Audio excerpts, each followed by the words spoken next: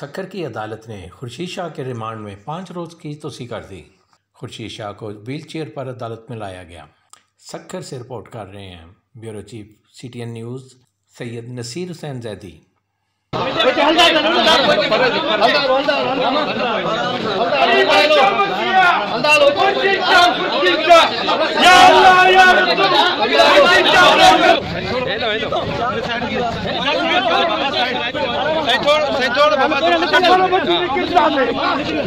खुर्शीद शाह बेकसूर इस्लाम है जो क्या भी जीतो